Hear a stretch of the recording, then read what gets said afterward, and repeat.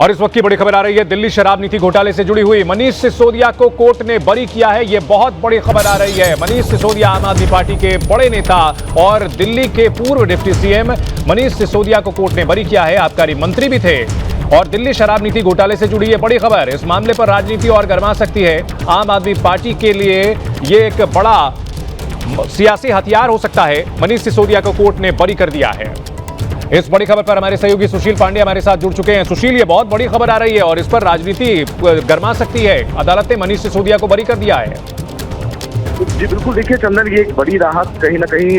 दिल्ली के पूर्व deputy CM Manish Sisodia को है और सीबीआई के लिए भी एक बड़ा झटका है, क्योंकि सीधे तौर पर शराब नीति को लेकर आम आदमी पार्टी लगातार सवालों के घेरे में रही और सीबीआई और ईडी दोनों इस पूरे मामले में जांच करती रही। लेकिन जब इस पूरे मामले में आज आरोप तय करने के मामले पर सुनवाई हुई तो कोर्ट ने सीधे तौर पर यह कहा कि सीबीआई आरोपों को ठीक तरीके से नहीं पेश कर पाया और वो अपने सबूतों को पेश करने में विफल रहा, और इसीलिए आबकारी मंत्री के तौर पर जिनका नाम बार बार लिया जा रहा था कि ये पूरी जो आबकारी नीति है तमाम लोगों को फायदा पहुंचाया गया है, एक बड़ा षड्यंत्र रचा गया है। लेकिन जब इस पूरे मामले में लंबी ट्रायल चली, अगस्त 2022 में सीबीआई ने इस केस को रजिस्टर्ड किया था, लेकिन सीबीआई ने कोर्ट के समक्ष ऐसे कोई दस्तावेज नहीं पेश कर पाए जिससे ये माना जाए कि जो मनीष सिसोदिया है उनकी संलिप्तता इसमें है, और इसी आधार को देखते हुए कोर्ट ने दिल्ली के पूर्व डिप्टी सीएम मनीष सिसोदिया को बड़ी। सुशील, हमारे साथ अंकित भी इस बड़ी खबर पर जुड़ गए हैं। अंकित,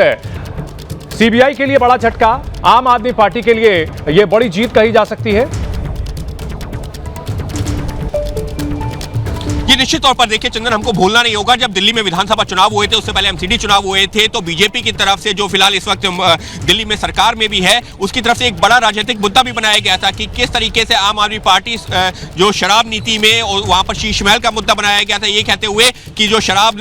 की जो शराब नीति बनाई थी उससे जो पैसा आया था वो भ्रष्टाचार का पैसा था, उससे शीश महल तैयार किया गया, इस तरीके के भी शब्दों का इस्तेमाल किया गया था। राजनीतिक जब आरोप प्रत्यारोप की बारी आई थी तो एक बड़ा राजनीतिक मुद्दा बनाया गया था और जो है ये कहते हुए कि आम आदमी पार्टी भ्रष्टाचार की सरकार है, इसको जो चुनावी मुद्दा बनाया गया था। लेकिन आज जब अदालत का फैसला आया है, हालांकि निचली अदालत का फैसला है, अगर जो सीबीआई चाहे तो इसको हाईकोर्ट में चुनौती दे सकती है, लेकिन फिलहाल इस वक्त के लिए बड़ी खबर यही है कि आम आदमी पार्टी सरकार के उप मुख्यमंत्री मनीष सिसोदिया, उनको बरी किया जाना ये बताता है कि सीबीआई की जांच में कई सारी जो है खामियां थी, जो सबूत पेश किए थे उसमें उस तरह से जो है वो जो उसकी चार्जशीट से मेल नहीं खा रहे थे। ये तमाम वो फैक्टर है जिसके आधार पर मनीष सिसोदिया को बरी किया गया है। तो निश्चित तौर पर आम आदमी पार्टी अब इस मामले को लेकर के एक बार फिर से जो है सामने आ सकती है, ये कहते हुए कि किस तरीके से सरकारी एजेंसियों का दुरुपयोग। और बड़ी खबर आ रही है अंकित, एक और बड़ी खबर आ रही है, अरविंद केजरीवाल भी बरी हो गए। इस वक्त की बहुत बड़ी खबर, आम आदमी पार्टी के संयोजक दिल्ली के पूर्व मुख्यमंत्री अरविंद केजरीवाल, शराब नीति को लेकर जो कथित घोटाला हुआ था उसमें अरविंद केजरीवाल और मनीष सिसोदिया को कोर्ट से बरी कर दिया गया है। दिल्ली शराब नीति घोटाले से जुड़ी ये बहुत बड़ी खबर आ रही है, एक बड़ा सियासी मुद्दा बना था अंकित, और अरविंद केजरीवाल भी बरी हो गए।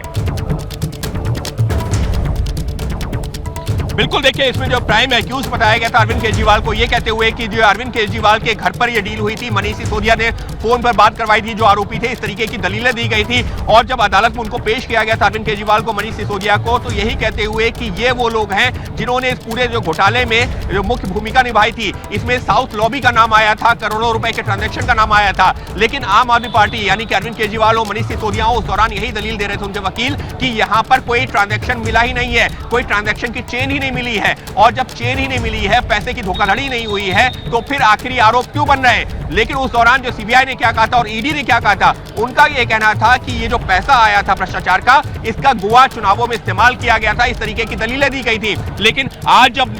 दिल्ली की राउज एवेन्यू अदालत, निचली अदालत ने अपना फैसला दिया है, तो उसमें सीबीआई की दलीलों को नहीं माना है और सीबीआई की दलीलों को नहीं मानते हुए सबूतों के अभाव में अरविंद केजरीवाल, मनीष सिसोदिया समेत जो कुछ और आरोपी हैं उनको बरी किया है। लेकिन चंदन, यहाँ ये बताना जरूरी है कि ईडी का भी मामला है, वो एक अलग मामला है, लेकिन ईडी का मामला जो है अमूमन जब सीबीआई का मामला जो शुरू होता है उसके बाद में दर्ज किया जाता है। तो ऐसे में हम ये कह सकते हैं कि एक जो मुख्य मामला जो कि सीबीआई ने दर्ज किया था भ्रष्टाचार का, उस मामले में दिल्ली के पूर्व मुख्यमंत्री आम आदमी पार्टी के राष्ट्रीय संयोजक अरविंद केजरीवाल को तो राहत मिली है, साथ ही में पूर्व उप मुख्यमंत्री और उनके जो कई और जो नेता जो कि इस मामले में आरोपी थे उनको एक बड़ी राहत मिली है। तो निश्चित तौर पर यह एक ऐसा मुद्दा जिसको लेकर के पूरा चुनाव लड़े गए, पिछला फिर चाहे एमसीडी का चुनाव हो, दिल्ली विधानसभा का चुनाव हो, लेकिन आज जब फैसला आया है तो आम आदमी पार्टी के नेता जरूर कहेंगे कि किस तरह से उनको फंसाने की कोशिश की गई थी, लेकिन अदालत से उनको न्याय मिला है।